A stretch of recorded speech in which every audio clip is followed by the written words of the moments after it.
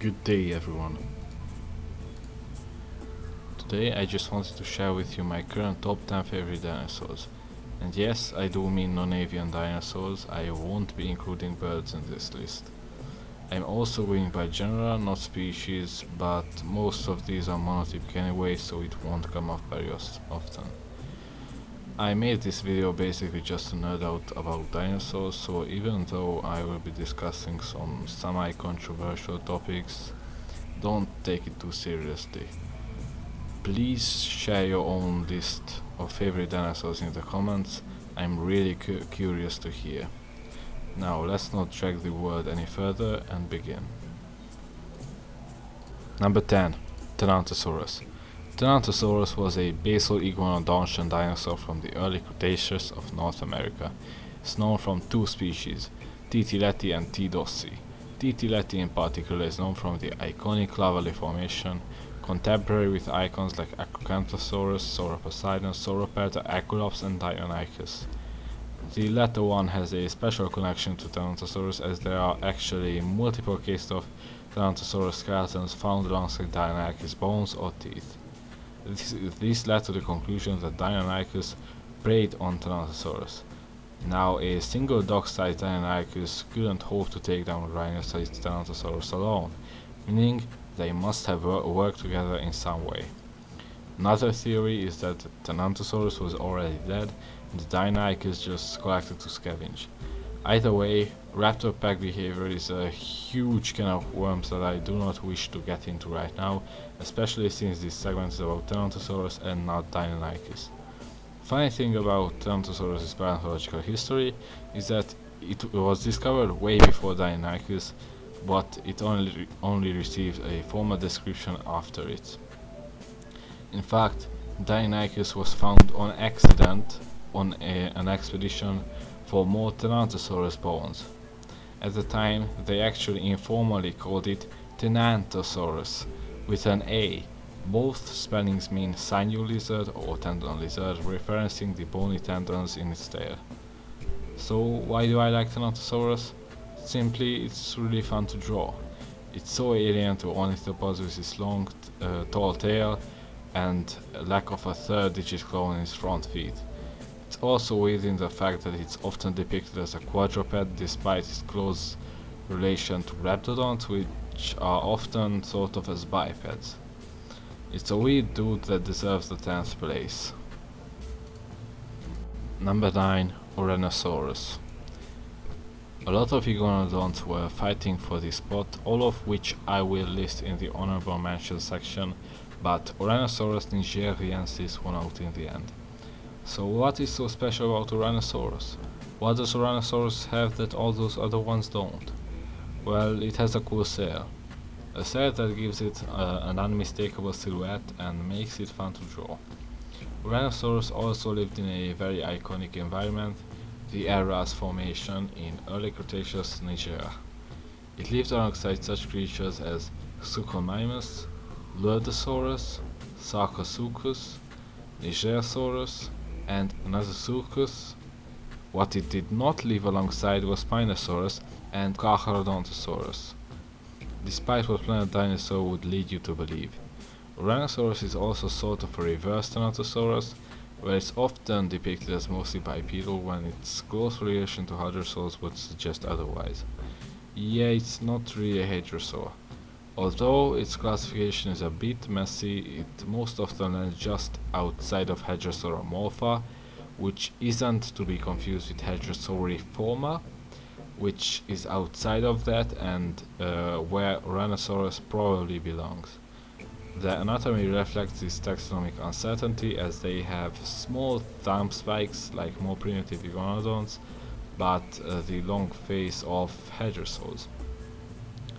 The generic name Ouranosaurus has two interpretations, either referencing Uranus, the Greek god of the sky, or the Arabic word for bravery. Therefore, it's either the sky lizard or brave lizard. Either way, it remains one of my favorite iguanodonts in the number 9 spot. Number 8. Yi. Yichi is the dinosaur with the shortest name and is also one of the weirdest. It's part of a family known as Canceriopteridae, an ironically long name considering how short Yichi's name is, which before Yichi's description were thought to be these weird finger boys, similar in niche to today's eye lemurs, but Yichi had preserved soft tissue which showed that the long fingers alongside a weird bony protrusion actually supported wings, bat-like wings. This means the dinosaurs evolved flight, or at least gliding, not once but at least twice. Scansoriopterids were perhaps the closest nature ever got to the wyverns of fantasy, but they weren't quite there yet. Yichi is the largest member of the family and it only measured around 45 centimeters in wingspan and less than 400 grams in weight. Sadly, they couldn't grow any bigger as they went extinct in the late Jurassic, remaining one of the many evolutionary experiments with no living descendants. Despite that, I love Yichi and it deserves the 8th place. Number 7. Pachycephalosaurus. Pachycephalosaurus wyomingensis doesn't need an introduction, as despite being relatively mysterious, it's one of the most well-known dinosaurs. It lived at the tail end of the Cretaceous in the notorious Hell Creek Formation, alongside even more iconic dinosaurs such as Triceratops, Torosaurus, Ankylosaurus, Edmontosaurus, and of course Tyrannosaurus rex. While Pachycephalosaurus was far from the smallest dinosaur in the ecosystem, it was dwarfed by its aforementioned contemporaries, making it quite the underdog. Of course, Pachycephalosaurus is most well known for its namesake, thick head, which is most likely used in ritualistic combat, but another interesting feature of Pachycephalosaurus is its omnivorous palate, which likely helped it survive Hell Creek by allowing it to eat a wider variety of food than other herbivores.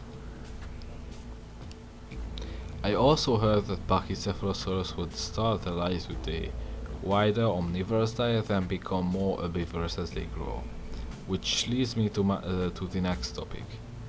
You cannot talk about Pachycephalosaurus without mentioning its controversial little siblings, Dracorex hochboatzia and Stygimoloch spinifer. At first, all three were considered separate genera, until Jack Horner and friends did a series of studies regarding Hell Creek dinosaur ontogeny, and one of them was about Dracorex, Stygimoloch and Pachycephalosaurus.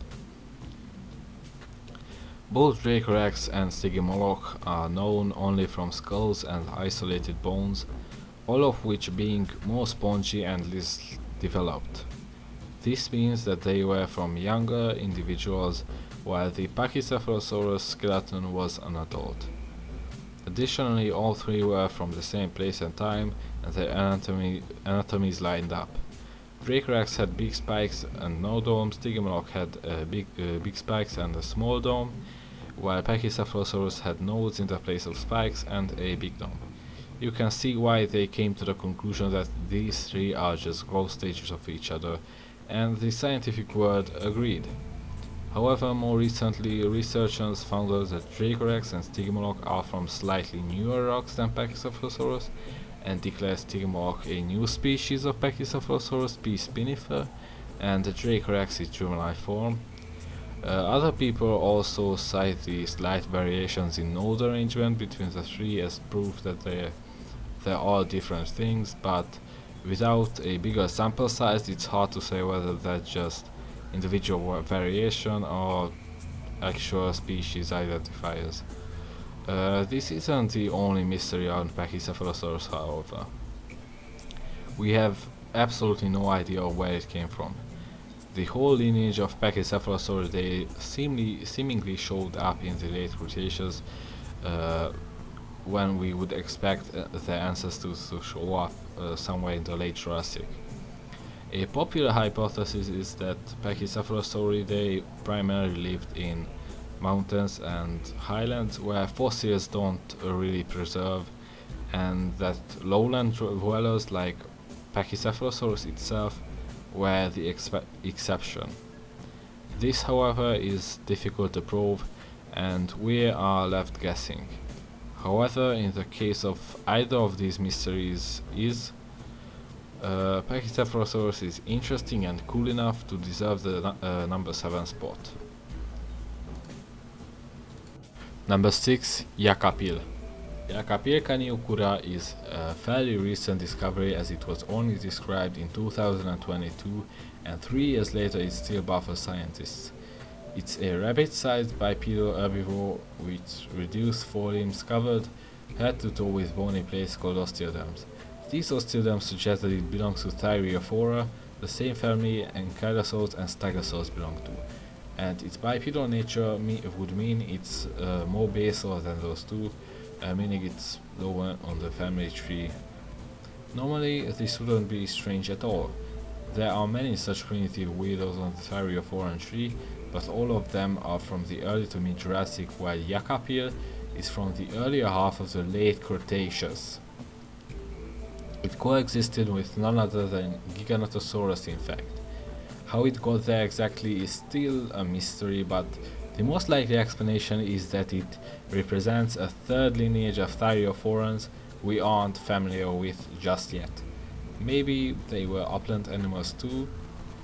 The name Yakapil Kaniokura means crest stone shield bearer, and is from two different indigenous languages. The generic name Yakapil is Puelchian, while the specific name Kaniokura is Mapuche. Overall, Yakapil is a very peculiar creature that earned its place in my heart and the 6th place on this list. Number 5. Concavenator. Concavenator corcovatus will be the only archetypical carnivorous theropod on this list, and it's not hard to see why I put it on here. Its weird split hump and overall weirdness makes it insanely fun to draw. It's one of the best preserved fossils from theropods of this size, yet due to how unusual it is, scientists can't quite agree on the details. Let's start with the hump. Many believe the weird split is the result of an injury, but people in Spain who actually work with the fossils confirm that it's not the result of an injury, it's just like that. Regardless, reconstructions still fill in the gap with skin. Then we have the tarsal scutes. These are the big scales you see on bird feet. They were originally thought to be flight feathers that evolved back into scales, but Concavenator split from the family tree way before pennaceous feathers evolved in theropods. Speaking of, it also has quill knobs, something also found in dinosaurs with flight feathers, but it was thought to hold simple quills in Concavenator. However, some argue that they were just muscle attachment points and the creature didn't have quills at all. As you might have guessed, a lot of how this dinosaur is depicted comes down to preference. So here's mine. I like my Concavenator with quills, and I like every single dinosaur with tarsal scutes, as you might have seen by the illustrations. Let's step away from Concavenator's weird features and discuss something different. It's most often considered a carcharodontosaurid, and when it isn't, it's placed just outside of the group. If it is a carcharodontosaurid, it's more one of the smallest, only reaching less than 6 meters and 400 kilograms from what we can infer from that one skeleton. It lived in the early Cretaceous of what is now Iberia and lived alongside Mantellisaurus and another really weird dinosaur by the name of Pedacanimamus. Its weirdness earns it a spot in the middle of this top 10. Number 4. Stegosaurus. Yes, Stegosaurus. Not Stegosaurus, Stegosaurus.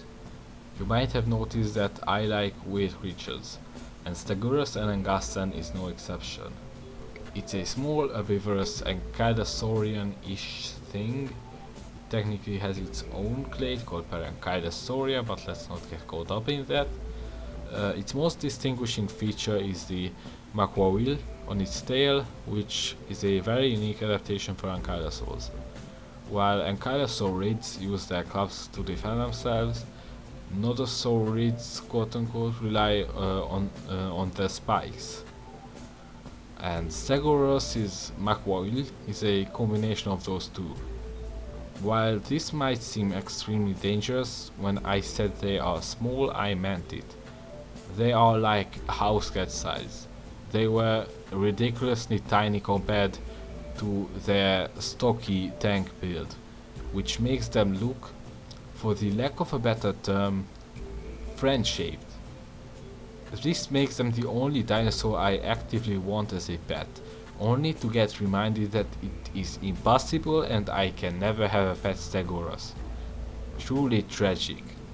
I would I would expect myself to have more to say about Stegosaurus, but I don't. I just want one as a pet. Number 3. Regaliceratops.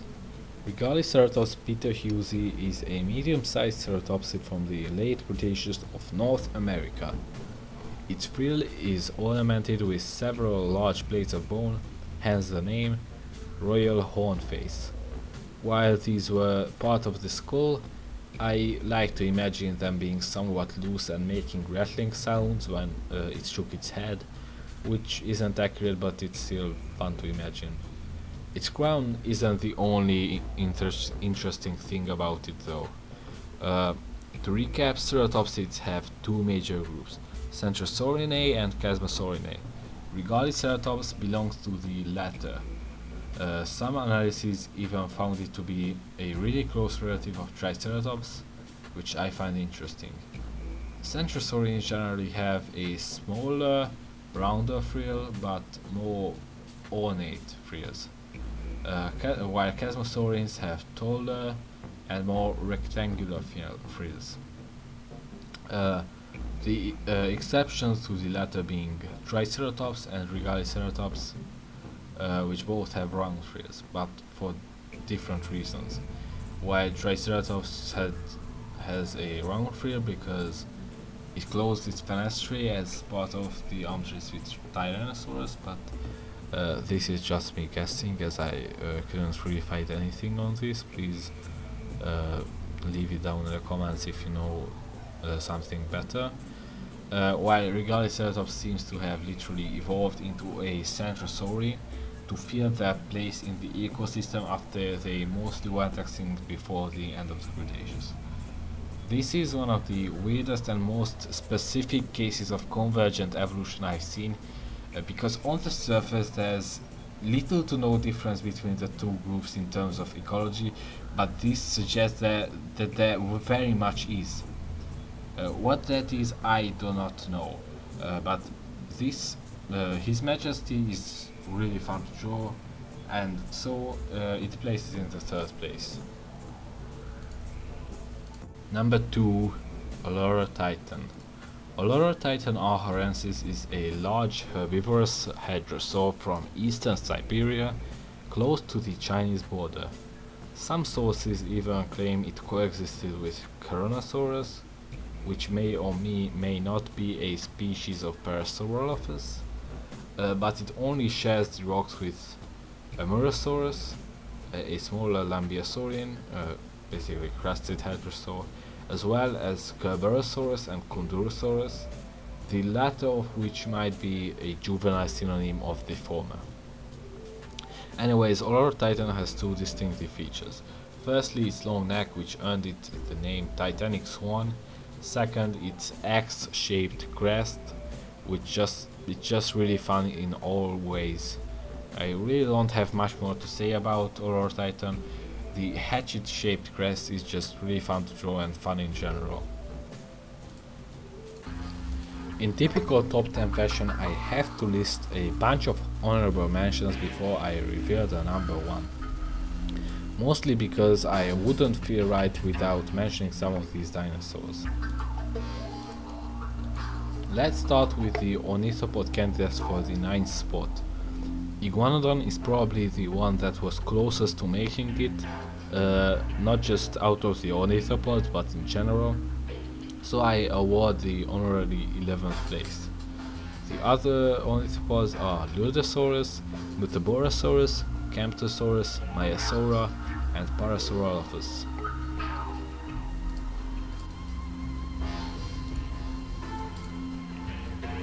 Tachia also almost made it to number 10, but I have a much more special relationship with Tyrannosaurus, so it ultimately didn't make it.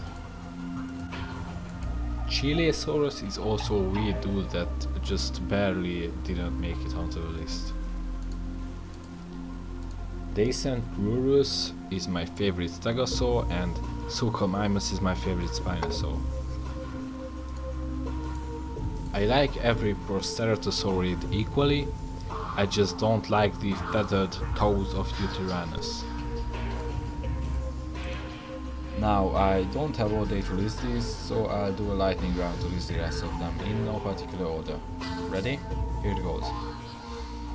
Dilophosaurus, Triceratops, Yehoacauceratops, Spinosaurus, Zuniceratops, Tyrannoceratops, Amalgasaurus, Majorosaurus, Tyrannosaurus, Camarasaurus, Diabloceratops, Oshiraptor, Dinocarus, Megalosaurus, Udanoceratops, Acrocanthosaurus, Protoceratops, Tophosaurus, Ceratosaurus, Rugops, Stegosaurus, Plateosaurus, Spinops, Carnotaurus, Dreadnoughtus, Psittacosaurus, Brachiosaurus, Icoceratops, Utahraptors, Styracosaurus, Spicomelus, Nigersaurus, Therizinosaurus, and Monophosaurus. Number 1. Hungarosaurus.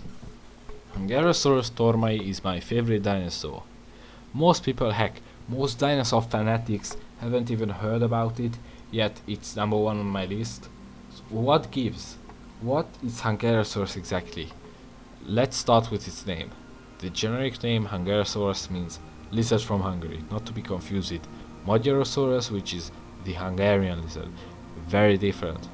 Tormai refers to Torma András, one of the people who helped discover this and many other species. He's also a very good friend of the late paleontologist for this whole thing, Ősi Attila, who also formally described most, if not all, dinosaurs from this general vicinity, including Hungarosaurus.